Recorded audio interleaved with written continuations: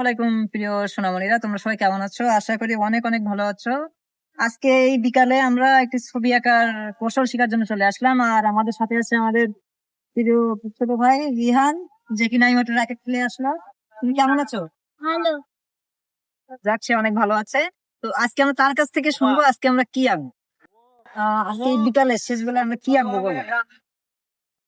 তুমি কি আঁকা শিখতে চাও? আমি গাজর তুমি কি আঁকা শিখতে চাও তো আবার আমি বলো। গাজর আঁকা শিখতে চাই। তো আমাদের ছোট সোনামণি রিহান গাজর আঁকা শিখতে চায়। তো আজকে আমরা ওকে খুব সহজ উপায়ে গাজর আঁকা শিখিয়ে দিব। তো দেখা যাক কিভাবে আমি তোমাদেরকে বা তোমাকে শেখাতে পারি। তুমি একটু মনোযোগ দিয়ে দেখো। আজকে আমরা এই যে ভি চিহ্ন দিয়ে গাজর আঁকবো।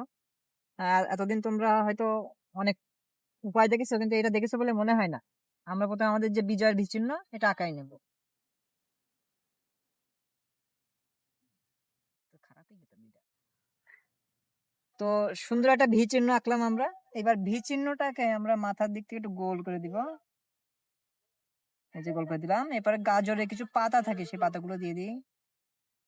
আর গাজর কিন্তু আবার খরগোশ অনেক প্রিয় খাবার, তুমি জানো রিহান? রিয়ান জানে গাজর প্রিয় খাবার খরগোশের। তো এখানে আমরা শিকড় দিয়ে দিলাম কিছু। তো হয়ে গেল আমাদের গাজর আঁকা।